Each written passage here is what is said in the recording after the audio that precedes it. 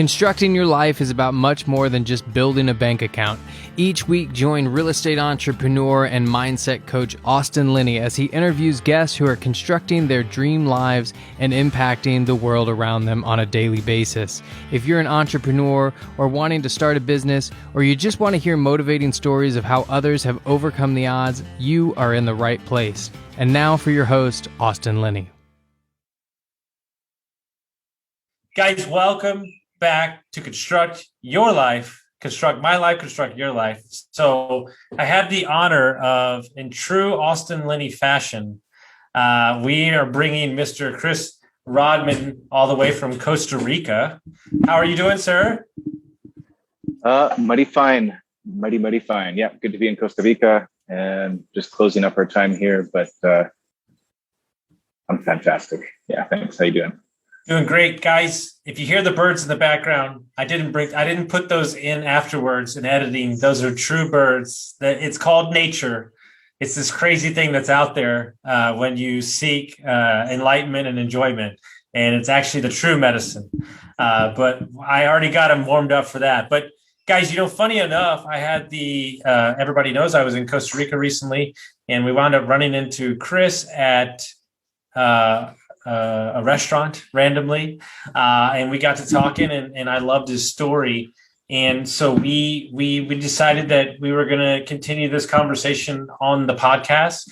We were going to discuss life and kind of the journey of such, but how I want to start it out is kind of you telling your story, where you want to, and kind of going from there. Sounds good. I dig it. Give that. No problem. Oh, my story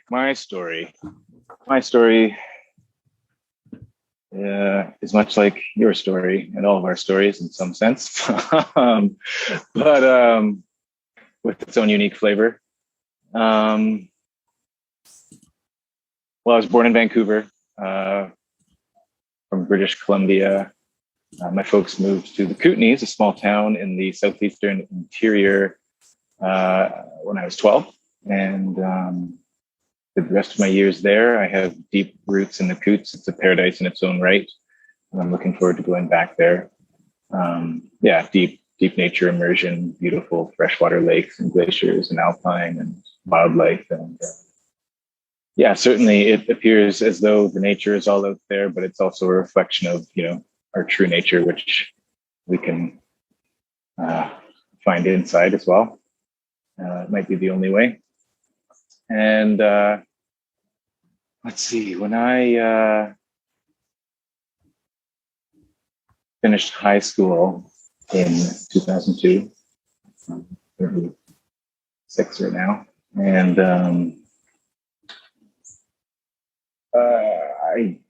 I actually wanted to come to Costa Rica. I started this semester of college, did first year sciences, which was great. It was a bit of a grind, and I didn't really know what it was leading towards. I picked up this guy hitchhiking on the way home, and we had just got back from Costa Rica, and it sounded amazing. Felt very clearly like that's what I wanted to do. It's a whole story. It didn't quite pan out in that moment, but here we are. Many years later, and I've made it down, and it's been a beautiful thing.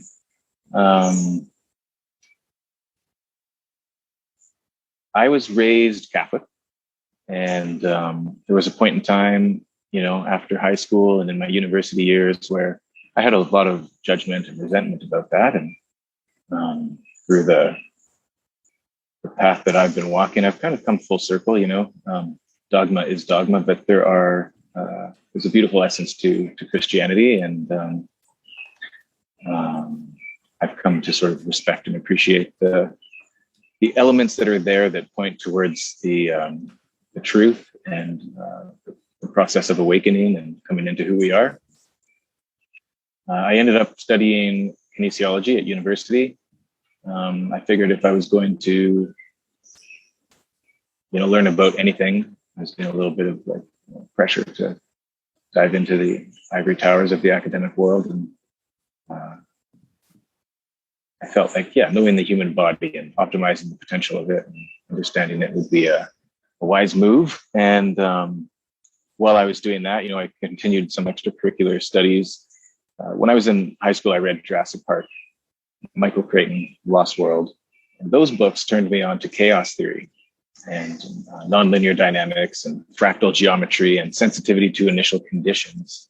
The idea that if a butterfly flaps its wings in Costa Rica, it's going to cause a storm in New York or something like that. Just how interwoven everything is. That really sat well with me. And as I was, forging my own sort of set of values and relationships to life outside of the container I was raised in, that was really impactful. And I loved dinosaurs. I got into the internet, was really blossoming, was studying, the furthest fringes of science, quantum mechanics and that kind of thing. And it was all sort of pointing to like this underlying unifying essence and entanglement and all those things, and all of that ended up wrapping around back into the power of the mind. And I eventually found myself sitting a vipassana course, which was a real game changer for me. So for 10-day silent meditation retreats. And vipassana is a Pali word, which is the language Buddha spoke. And the essence of it is, to observe reality or nature as it is within the framework of the body. And moment to moment, as you do that, you kind of learn through your own direct experience. So you're not accepting the truth of somebody's ideology outside of yourself. This is through your own direct experience in the process of meditation, you learn about the causes of suffering, which are just profoundly simple. One is ignorance. Two is craving, wanting that which is not. And aversion, pushing away that which is, doing that reactively. And because it's a reactive thing that arises from our human condition, causes suffering for ourselves and others. And so as you get to witness the way that is held and exists in our bodies, that you cultivate this kind of concentration of awareness and presence, and through witnessing it, it kind of dissolves and you become more attuned and harmonious with the nature of what is, as it is within, the framework of your body. Our human form is subject to the laws of nature as much as any other kind of form that arises in the field of nature. And so I was tuning into that kind of a consciousness, that kind of a practice, and it was really, very instrumental, very pivotal moment in my life. And I've sat quite a few of those courses now, and I did so as I went through my university years. And also while I was studying, I fought forest fires. I was a wildfire fighter, and got into crew leading with a contract company, and I really thrived in it. It was great. I loved the adventure. I loved the force of nature. I loved being in the mountains, the excitement, the adrenaline, the elements of danger, and just being outdoors and being physical was really enlivening for me. And I worked my way up into managing fires. I've been certified to instruct entry-level wildfire fighters. I got onto a chainsaw. I became a tree faller. If I went any further down that road, I would have started a contract company. But that wasn't in the cards for me. So I finished university in 2010, and that was the same year that I drank ayahuasca for the first time. And that was another one of those pivotal moments. And interestingly, it was foreshadowed by a mentor of J.P. Sears, this man named John McMullen, who I met because I did a series of courses with the CHEK Institute. I studied with Paul CHEK. He has this holistic health education institute that we do exercise coaching, and there's one on holistic lifestyle coaching, and that was the one where I met J.P. Sears. He was the instructor at that point in time for Paul CHEK, and we had a great connection. He connected me to John McMullen. Anyways, John McMullen foreshadowed this encounter with the medicine. He's oh, you're not 25. No, it's 23. So 2 years, you're going to find love. Ah, sure, okay. And what does that mean? It could mean all kinds of things. I tried to take it with a grain of salt. And that experience with the medicine in 2010, when I turned 25, was the closest thing to that. And it has, facilitated an ever deepening, continuously unfolding connection to the loving essence of who I am and who we are and what this miraculous existence that we're all participating in is about, which actually there are no definitive answers to. So after 2010, I continued an ongoing relationship with plant teachers, went to South America. 2011, I had a really good fire season, which meant in my mind at that time, there was a lot of fires. So that was a good fire season. Lightning bolts were dollar signs in those days. I got all kinds of views on the wildfire industry and the nature of forest fires generally. But, I guess I should just continue that thread. I'll say that, we've done an incredible job at suppressing wildfires for probably the last century to a fault. And, fires are a natural part of ecosystems and are necessary for various natural processes to unfold and to kind of accentuate the biodiversity and all of that kind of thing. And so we've been kind of stifling that. And as a result, there's a buildup of fuels in the forests and a bit of an interruption in that cycle. And it kind of leads to more volatile fires in the end. And that could be, part of what we're seeing in the world today. Those fires, they have their place. And of course, it's necessary for us to intervene at times, but our country is learning the balance between, how to manage those things and keep it harmonious with nature. I'm on a bit of a rant. I'm kind of just flying with the story now. I was letting you go. There's so many things there I want to unpack, and I want to highlight. I guess one of the things I'm working on personally, and one of the things that's very interesting to me, I'd love to hear your take on it. There's such a masculine energy. There's such an aggressive energy to being a dude that literally hops a chainsaw on the back of his back and hops in a full-on wildfire in the brush of Canada, right? Where there's no, you're remote. It's a man versus fire kind of nature kind of thing. And then there's so much the opposite of what you are kind of most of the time too. It's an interesting dynamic to kind of, and I have a mentor of mine who says, if you can balance both sides of that coin, that's the true ultimate view of a human. Right. And so talk about, did you and I'm just using it from a context, maybe people can understand. Do you think that you were feeding, no pun intended, the fire was feeding a part of you that made you feel alive the same way as you do when you're enjoying a walk on the beach with your partner or your wife?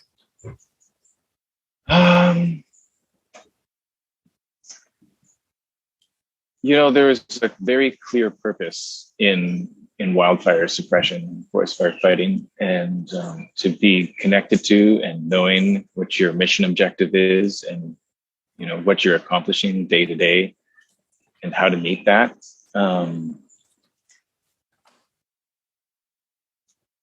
And that it requires, real attunement to the moment, real awareness of your surroundings, really being in communication with all of the elements around you, and working as a team. I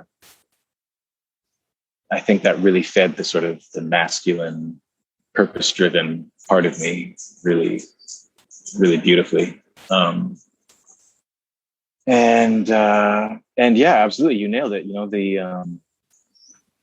The idealized human expression exists with a balance of sorts between the masculine and feminine dynamic. And, I don't believe there's such a thing as a perfect balance per se, that the way that expresses through each of us, man or women, whatever the balance of masculine and feminine might be within each, is kind of, finding the way that life wants to play that through us and how to kind of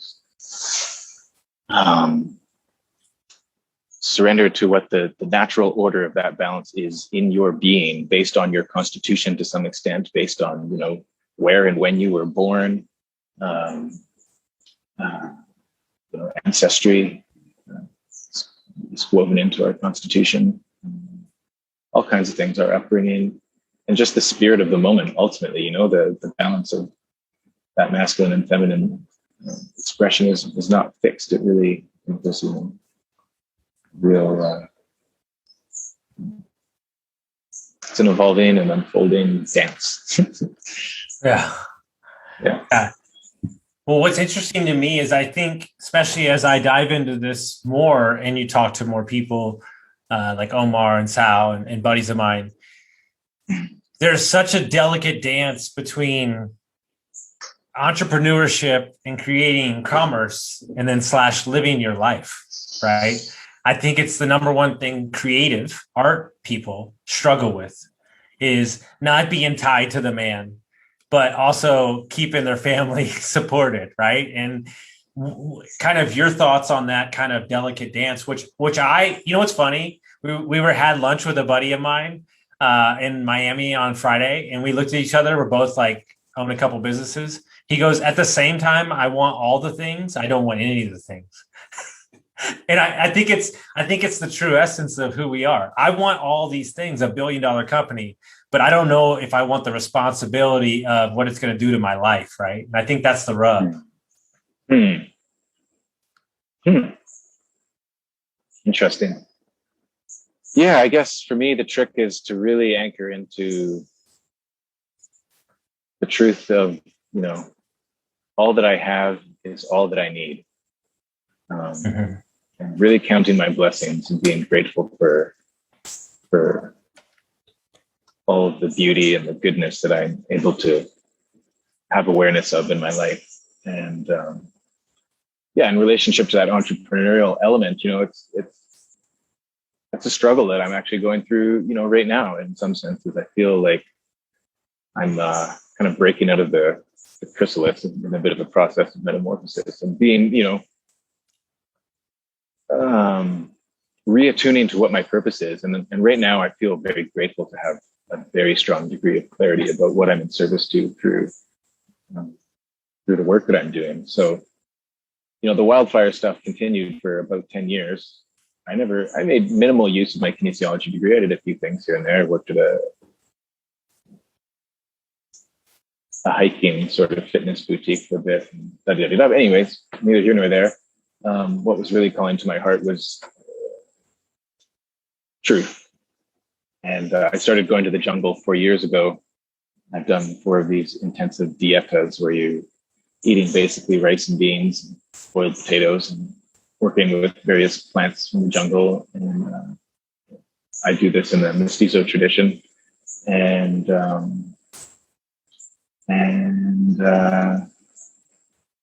just catalyzing the, you know, the process of awakening, you know, coming through the illusions and getting connected to like, what is, you know, how does life want to live itself through me? And so I was down there at one point and just kind of been through a bit of a transformative process. I'm sitting in the river. I had this moment of like making a decision, and I said to myself, you know, I'm just going to do what I love.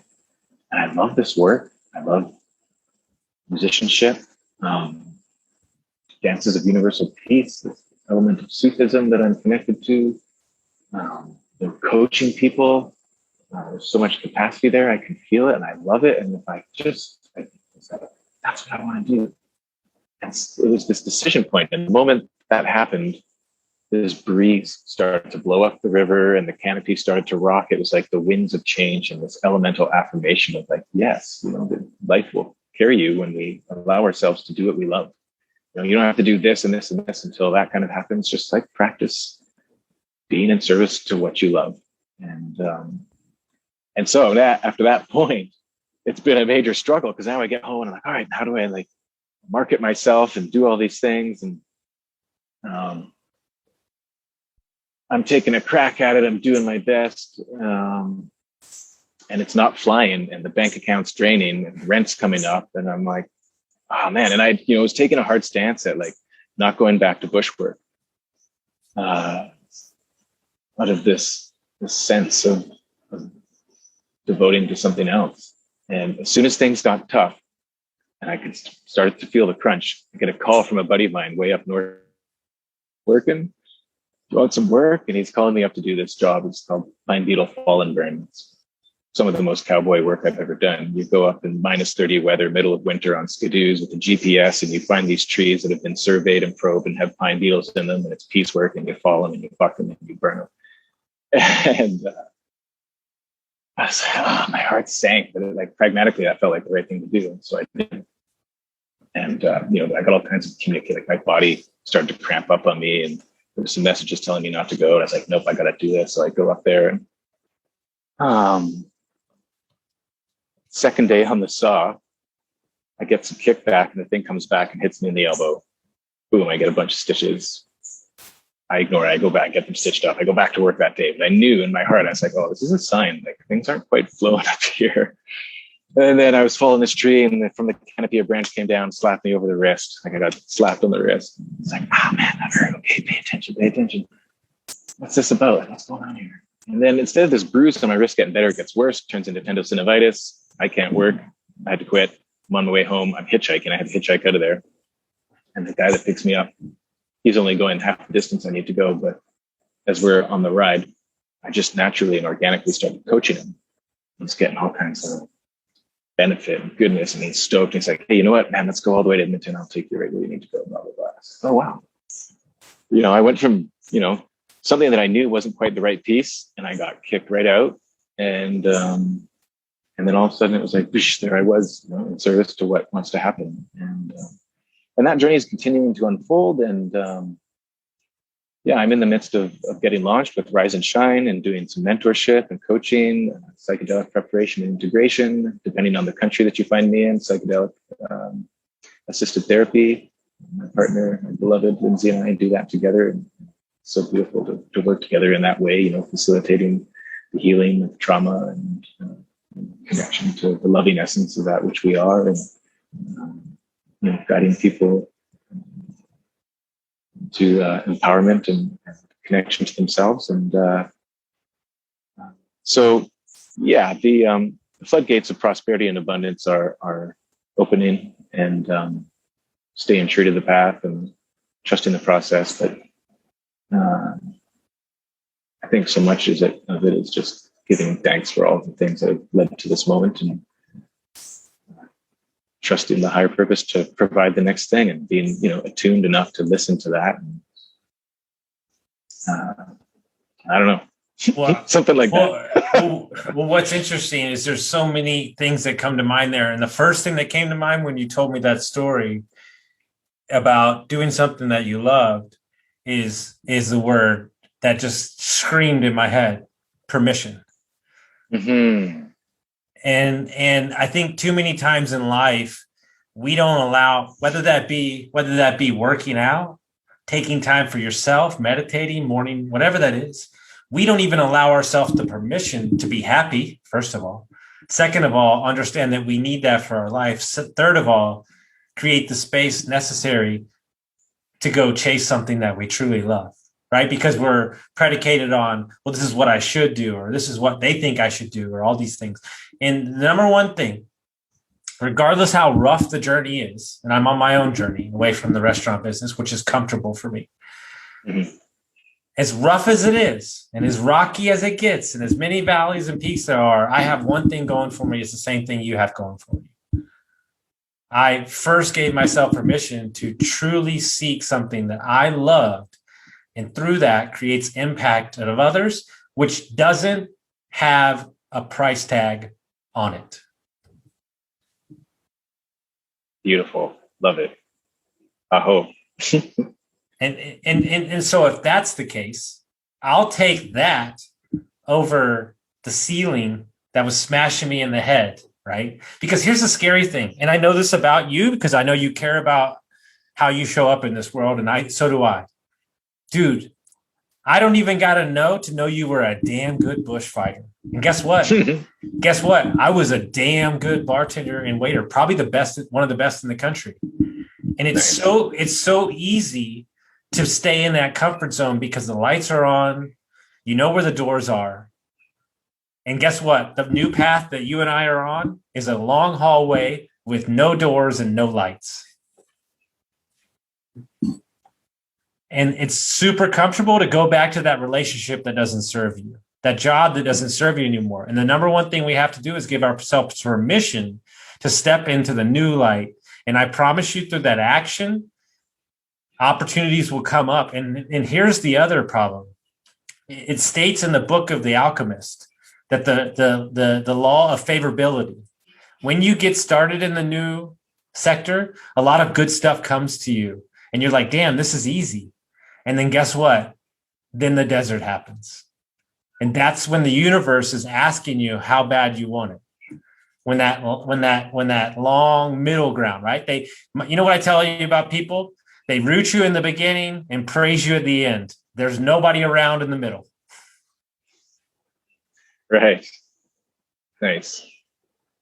Yeah. Yeah, man. Yeah, I feel that. And I'm feeling grateful for, the permission that I've been giving myself to be who I am, and all of the opportunities that have opened up as a result of that. And meeting you is a prime example of that.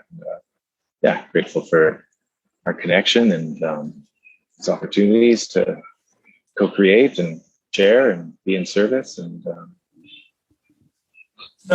so a lot of people will think that this episode is controversial. like Austin, you're a real estate guy and you're talking about psychedelics, like, oh my God, right? But you're talking about the other thing I don't talk about, which is religion. But what people don't know about me is I understand. I read books on Buddhism. Like, my family was Baptist, my dad was Catholic, like the whole deal. We've covered the gamut. But what I'm okay with is I'm okay with exploring possibilities for everything. Right. And I'll give you a little backstory, everybody, just so you can get some context around this concept. If you don't understand that the US government would much rather have you pumped up on medication that they control, then you got another thing coming. I have two buddies who are in large health insurance that said more people are on 2 prescriptions than none. Right. And if you do any homework, it's on Netflix. You can go check it out. Before big insurance came into play, people were using mushrooms or marijuana or whatever you want to call it to heal people. And they decided that they couldn't control it. So they came in and they stopped it all out. You can look on Netflix. It's all over Netflix where LSD was used back in the 60s to maybe they were abusing it just a touch back in the 60s, but that's for a Grateful Dead concert. So, what would you say, just from an outside looking in, is the most misunderstood thing about, let's say, plant medicine ceremonies or just in general? Well, you doubled down on the controversy with the pharmaceutical commentary, and I love your courage. And I love it. The biggest controversy in plant medicine. Well, yeah, there's a lot of the old stigma that exists. There was some pretty effective propaganda that went down in the 1960s, and there was some, okay, so Michael Pollan wrote an amazing book, and if you haven't picked it up, and this is, the psychedelic renaissance is happening right now. It's, the processes are underway to make these things available in a legal therapeutic context, and they are immensely useful at transforming addiction, trauma. The healing capacity is immense. They're beautiful tools, gifts, medicines, sacraments. You could use the word drug if you like. These are words.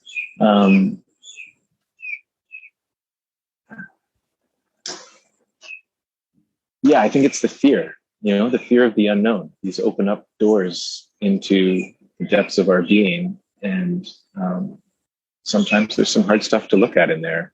and that can make people uncomfortable. Also, the liberation, from our beliefs, from consensus reality, can appear, threatening, perhaps, to the structures that are currently in place. There's fear, and the propaganda that happened in the 1960s was effective, and also the use of some of these tools was done somewhat recklessly. And Michael Pollan, did I just mention Michael Pollan? Yeah. How to Change Your Mind. Yeah, check out his book. He covers a beautiful synthesis of the history, better than I could off the top of my head in this moment, around what happened at that time period, how these things work, people's experiences, the science, and all of the research, like large amounts of research. John Hopkins has just developed a department around psychedelic research exclusively, and MDMA is in phase 3 clinical trials for treating post-traumatic stress disorder very effectively. And I think in the next 2 years, maybe less, maybe a little more, somewhere in there, we'll be seeing these things offered as legitimate therapeutic modalities. It's an exciting and beautiful time for all of this. And it's tenuous, it's delicate. Yeah.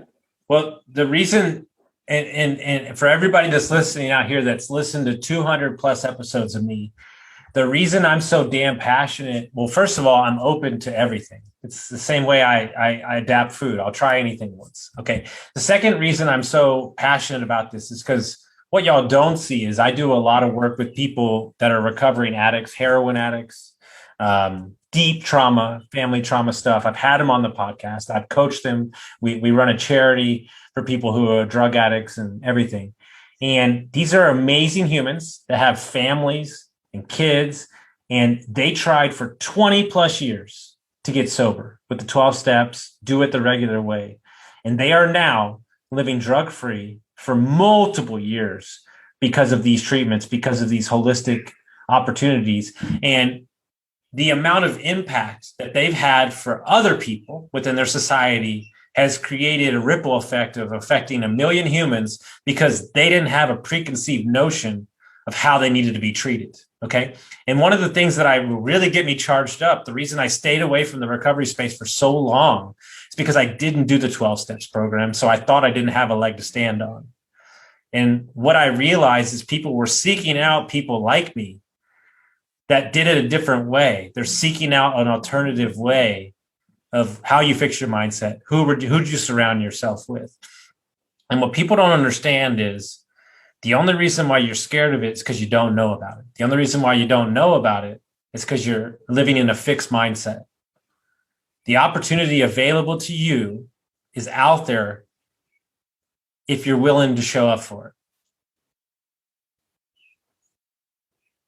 Yeah, there's a real necessity to be ready for these experiences. I would, there was a point in time in my early days with this work where I was quite zealous about how this is the solution to the world's problems, and everybody needs to be doing this. And I'm not saying that you're saying that. I also just want to clear that up, but just to really clear it up, like,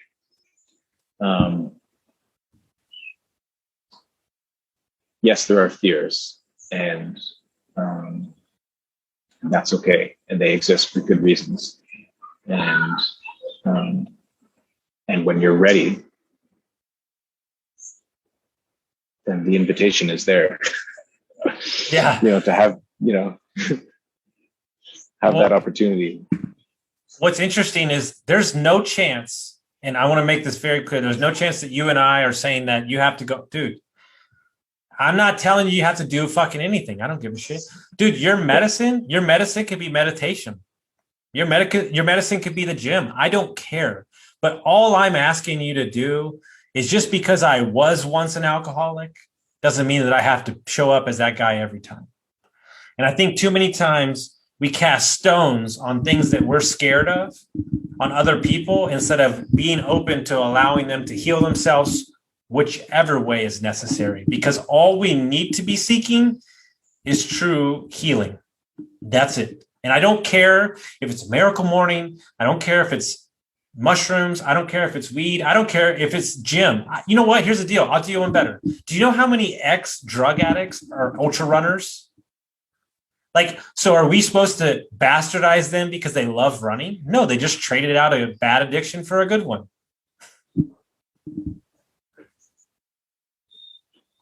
Like, what do you want, right?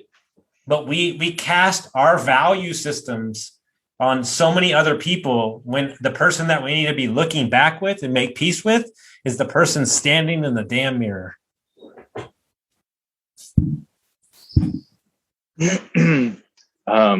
At the risk of being somewhat contentious in those last remarks, just to maybe invite another sort of perspective, Sure. I guess. I love Not it. even another, just that, an addiction is an addiction.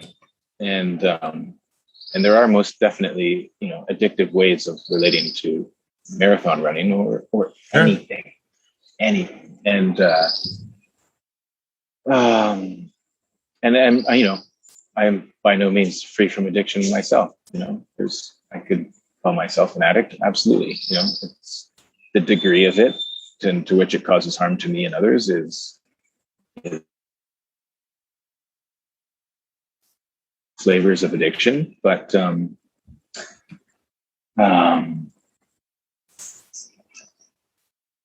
coming into who we are, that permission thing, allowing, not having to prove anything to anybody, and just resting into your essence, which is a process of surrender and having to let go. And like, what am I holding on to? Why does my behavior unfold in this way? What's the origin of this? Like really deep self-inquiry is Papa, this is the bad guy head cracker. Awesome. Thanks, bud.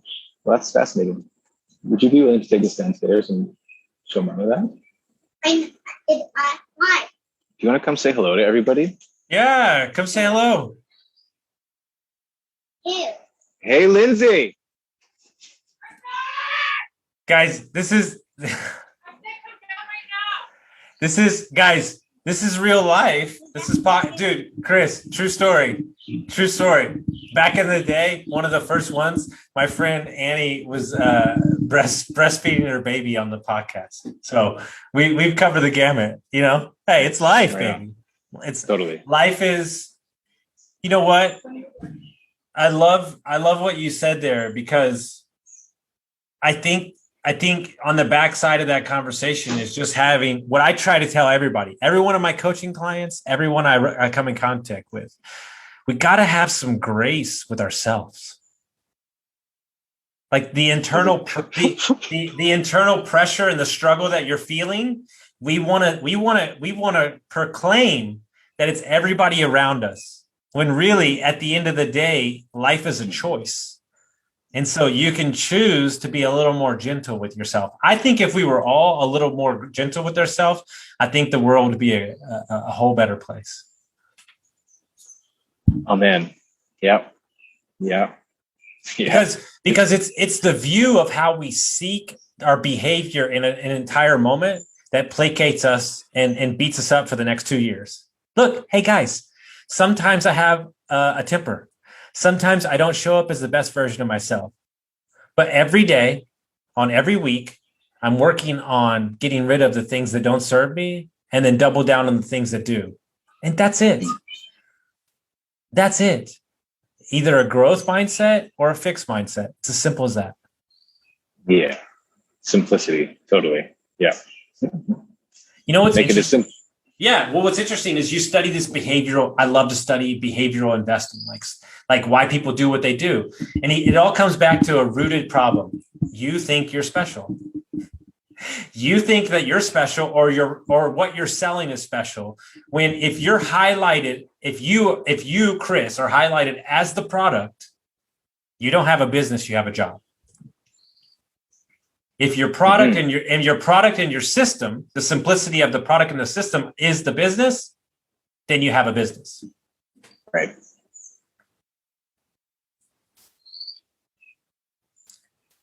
And so if that's the case, well, then what do you hang your hat on, right? What do you hang your hat on? Well, you hang your hat on. Like, what's interesting, right? When I got sober and even today, like the true essence of what everybody needs to be, not everybody doesn't need to do anything. You can do whatever you want. But what I'm saying is what I found is effective for moi is that how I affect the most change is being the best version of myself.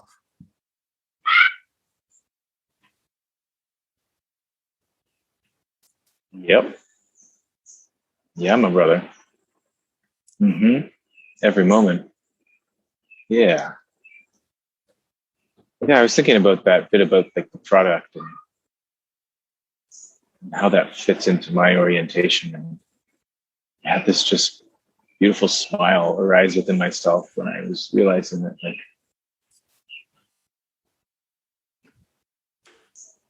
I don't have the product isn't fixed. The product is to like, it's a service, actually. It's a service. And that produces empowerment, sovereignty, and connection,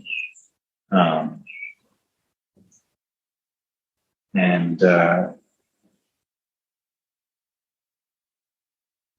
the ability to see, like, we're all in this together on the same plane, walking each other home, as Ram Dass so beautifully put it. And it's just, I am so grateful to be in service to that.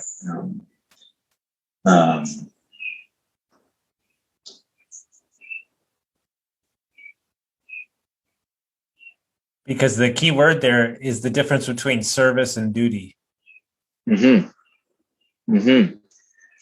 And there's an immense gift in it, as I'm in service to others, when I'm working with people, there's like, I'm being taught, I'm getting learning. Yes. I get to, the people who show up are exactly right for what, I need to be tuning into for my own process of awakening. And so that's, in that sense, we do this together. Like, there's nothing, it keeps me humble to be curious around, what this person's going to teach me, as far as like, how can I reflect elements of higher self to them, and how are they bringing that forth to me, in order to just like, how are we unfolding together? And our personal friend, how we met you in the first place, he told me that there's no stress, and I've told you this, there's no stress in your coaching business, because all you do is coach what you've been through. So you don't have to seek clients, they'll find you. And what's crazy, right? Because I spent 20 years as a victim, right? A problem to them that seems insurmountable, I go, I can fix that in 1 minute. And they're like, how? And I'm like, because I've lived it for 20 years. It's cool. We're good. And what's crazy is I make all my coaching clients take a personality test. Just so happens we all have the exact same personality.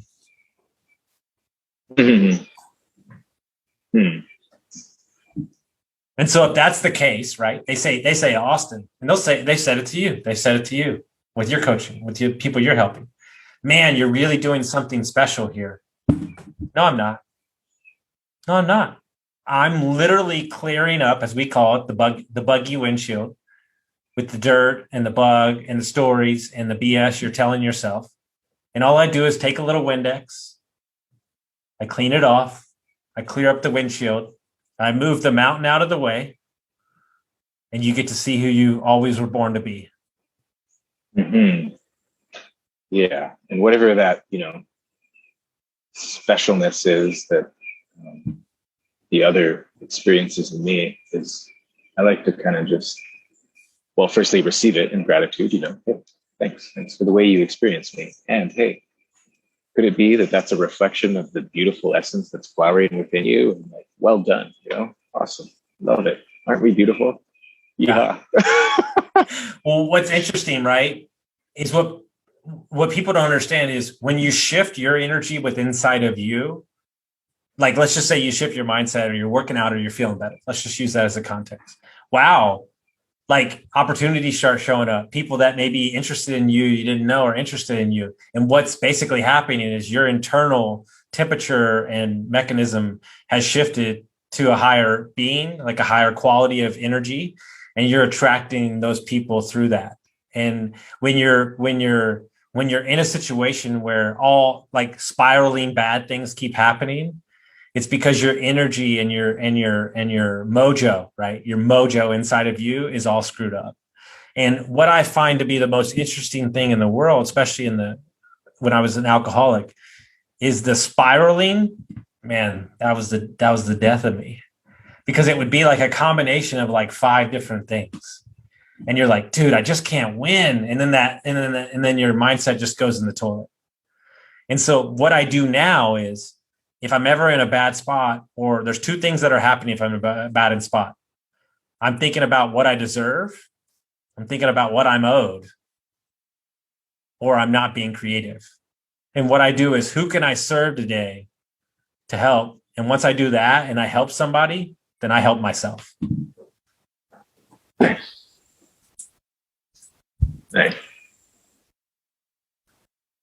Hmm. Yeah, the idea of being screwed up is, we're all kind of screwed up in our own sort of unique ways, and there's reframing that is useful, and there's good reasons for why those behaviors existed there in the first place. There's stuff, often a lot of the time, probably the majority of the time, we have these early life imprints and traumas. Could be a birth trauma, as simple as that, or it could be every flavor of all the ways that trauma is experienced. And so we have these adaptive mechanisms that come up at the time of that incident to shield us and protect us, and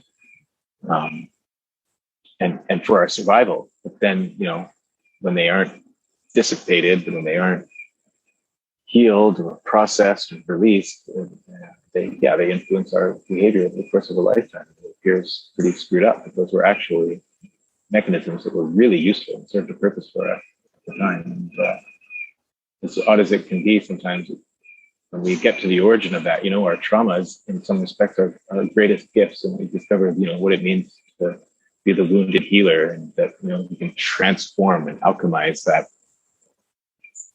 incident of separation into our tool for facilitating unity. And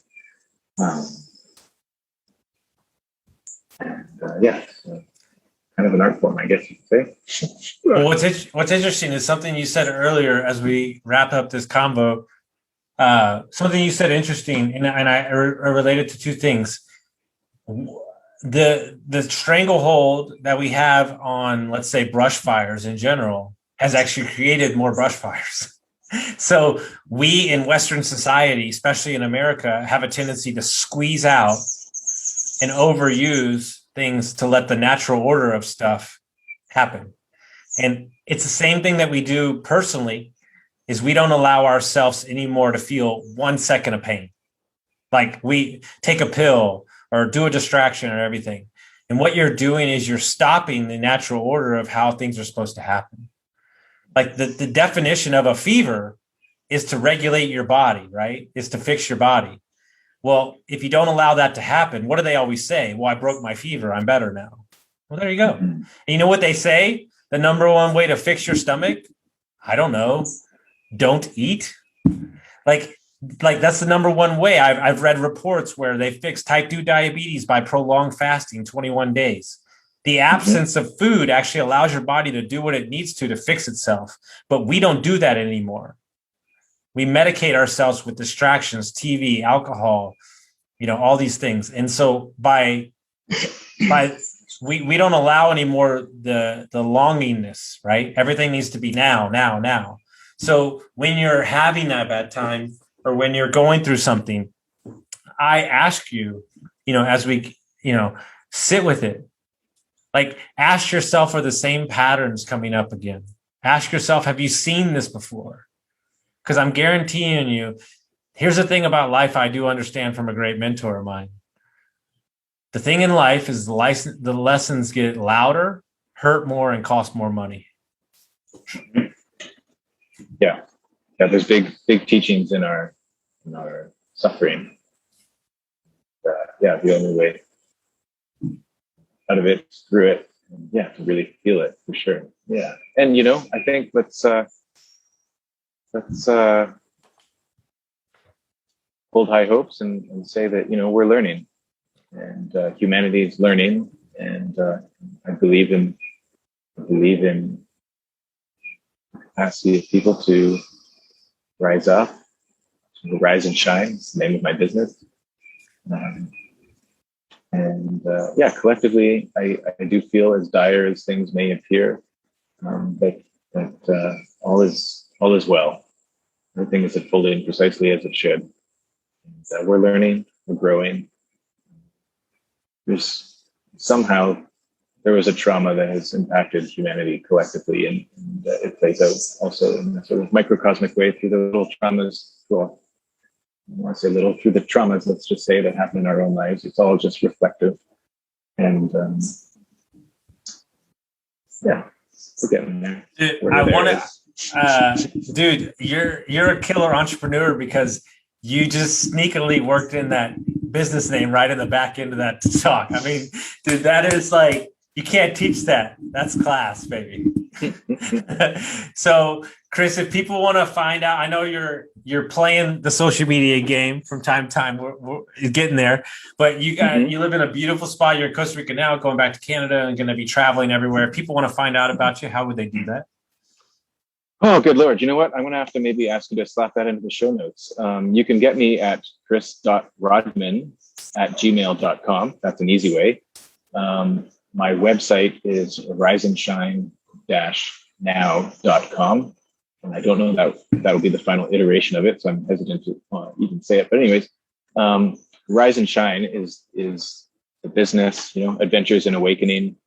We've got motorcycle tours / plant medicine, and just every flavor of retreat unfolding and available, and individual therapy and coaching, and just consulting around some of these topics. Hit me at chris.rodman@gmail.com for now. On our next podcast, I'll have a way more solid answer. No, you're good. You did great. You're good. I did. They had to give me a website with my name so I could remember it. So you're good, guys. Thanks.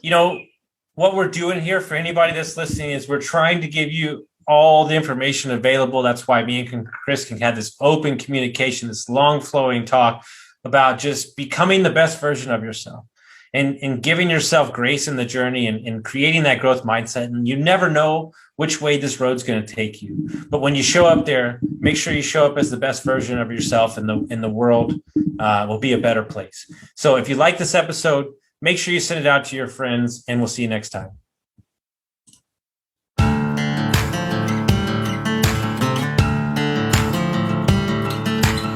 Thank you for listening to Construct Your Life with Austin Linney. If you enjoyed this episode, be sure to rate, review, subscribe, and pay it forward by sharing with a friend.